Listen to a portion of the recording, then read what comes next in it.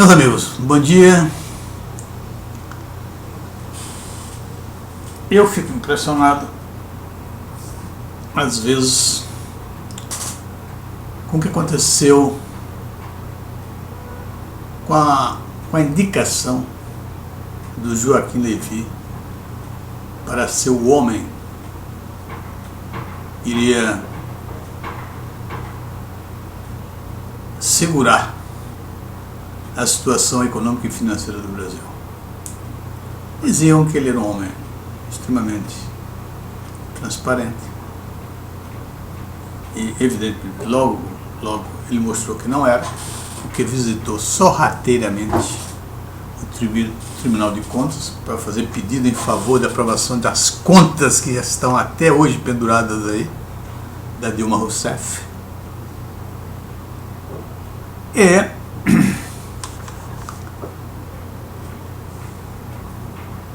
E eu vejo as pessoas dizendo que o Joaquim deve ser sustentado para que ele não saia do governo.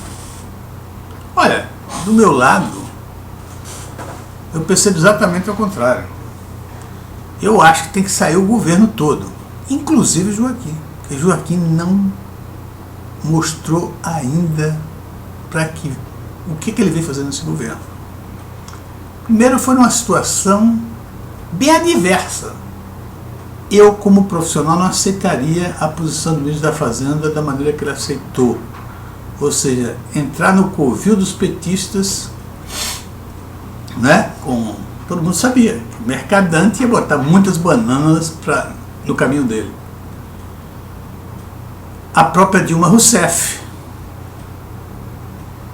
Todos os petistas têm horror ao Joaquim Levy pela origem universitária dele, da University of Chicago, pelo cognome de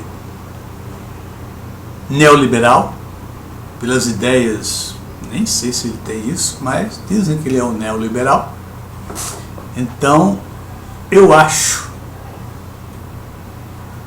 que foi realmente uma situação diversa e ele aceitou, eu tenho pressão, somente para que chegasse ao poder e o currículo fosse extremamente melhorado.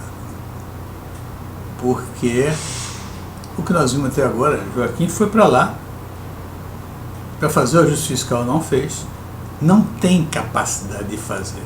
2 pontos, politicamente e tecnicamente.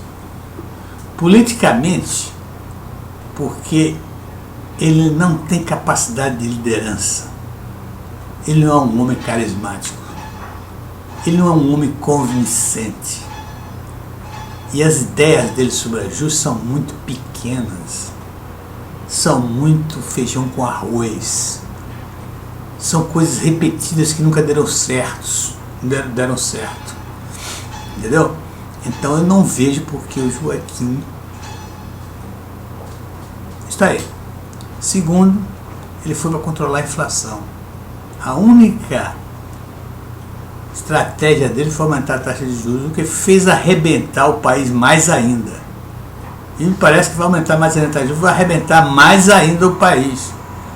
Evidentemente, quando o país estiver quebrado, totalmente quebrado, em crise completa, não vai haver inflação. E será que vão dizer que foi o Joaquim que acabou com a inflação do Brasil? Muito bem.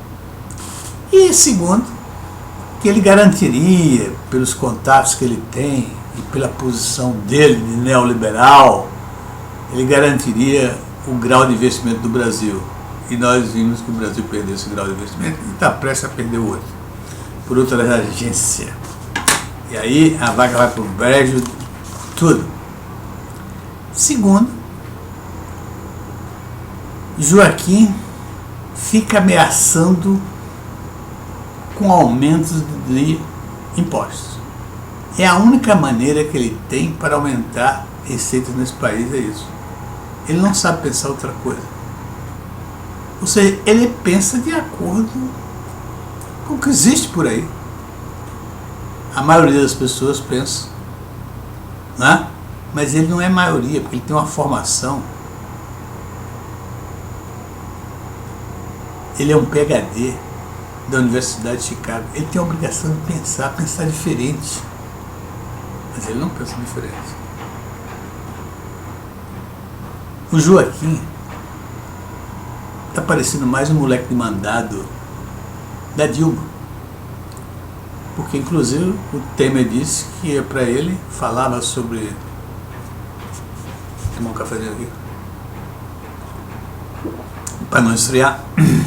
Falava sobre propostas dos deputados e senadores, ele aceitava, e lá na hora que os deputados e senadores iriam para o Joaquim, ele negava, fazendo o jogo da Dilma, segundo o Temer, fazendo o jogo da Dilma para desprestigiar o Temer. E daqui a pouco a Dilma diz que já cortou tudo que tinha que cortar, não tem mais despesas a cortar. E o Joaquim não diz nada. Eu vou aqui colocar o que o Jornal do Brasil colocou aí algumas coisas e eu tirei aí para fazer isso. Se a Petrobras, que está quebrada em função da corrupção de Lula e companhia, está privatizando tudo aquilo que possui em excesso, por que o governo Dilma, que está igualmente quebrado e pela mesma razão, não faz o mesmo? Tá certo? É isso aqui. A Petrobras, que era contra a privatização, governo petista, está privatizando a Petrobras, só que no varejo, e numa situação completamente diferente, depois de ela já perder 200 bilhões de valor de mercado. Estão querendo entregar a BR distribuidora. Tá certo? Então, porque está com a faca na garganta. A Petrobras está quebrada, não tem dinheiro para comer os compromissos. É o maior endividamento mundial de uma empresa. Não financeira, evidentemente. Tá certo? Então, ela tem um endividamento gigantesco. Com a desvalorização do dólar, ou com a valorização do dólar, e estamos aí na iminência de aumento da taxa de juros, o que fará o dólar mais forte ainda, o endividamento da Petrobras vai ficar quase que inviabilizando a empresa. E além disso, a queda do petróleo. É uma perfeita tempestade que a Petrobras está passando. Agora, Joaquim não disse uma palavra, não lutou contra isso. Não mostrou que tem sim, tem muitos ajustes a ser feito. Por exemplo, por que não acabar com a Pré-Sal Petróleo S.A., que só serve como cabide de emprego? Acabou a função dela. E está lá servindo como cabide de emprego. Ora, se vão diminuir ministérios cujas despesas não são relevantes, não é? Mas para mostrar que está havendo uma seriedade, por que não acabar com a Pré-Sal Petróleo S.A.? Liquidar, porque comprar ninguém quer, não tem função isso aí. Segundo o Globo, das 143 estatais controladas pela União, 18 são dependentes diretamente do Tesouro e gastam mais em salário do que investem. Quero acabar com essas 18, vender aquelas que alguém quiser comprar e simplesmente liquidar essas empresas para evitar esses gastos. Veja lá, olha só, apenas em 2013 esse conjunto de estatais recebeu dos contribuintes 15,1 bilhões, metade do que o governo quer arrecadar por ano. Desculpa, aqui tem um erro, mas eu vou consertar. O meu self-vídeo permite isso. Com relançamento. Hoje estou cheio de erro. Com relançamento da CPMF. Nenhuma das empresas dá lucro. Entre elas a EPL, criada para viabilizar o projeto do trem-bala.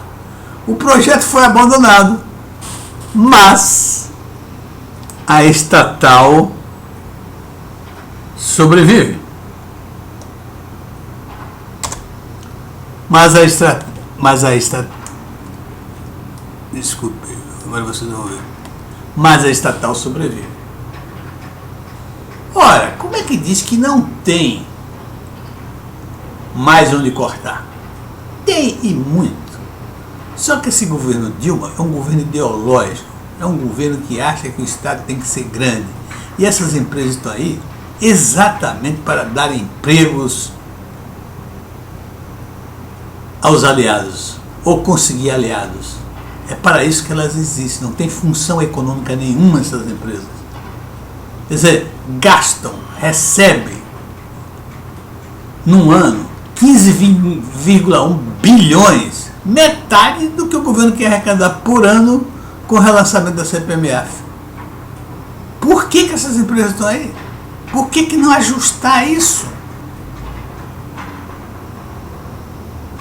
Ou seja, tem competência o senhor Levi? Ele sabe fazer o ajuste fiscal? Porque é o seguinte, primeiro é o seguinte, eu estou olhando da seguinte maneira, ele tem dificuldades com o Congresso, etc. Tal, mas ele não apresenta nada que seja digno de um grande ajuste fiscal. Se a Dilma diz que não tem ajuste, não, ele pode dizer, pelo menos, tem sim, tem isso aqui, mostra o que tem para ser cortado. E não concordar simplesmente com o que a Dilma diz. Olha, eu chego até ao ponto de duvidar do Levi.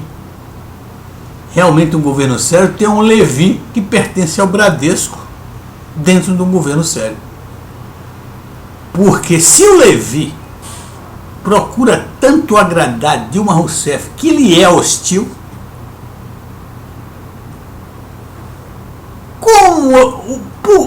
o que ele não fará para agradar ao Bradesco, ao Trabuco?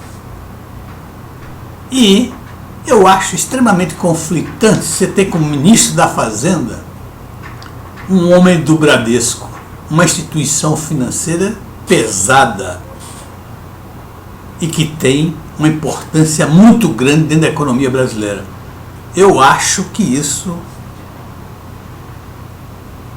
não deveria existir. Preste bem atenção no que eu estou dizendo.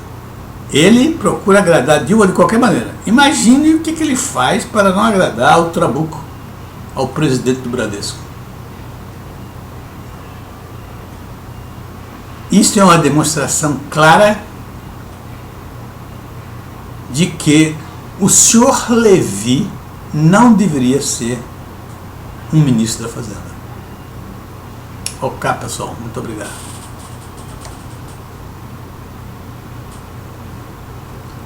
Obviamente, o Levi mostra claramente um conflito de interesse.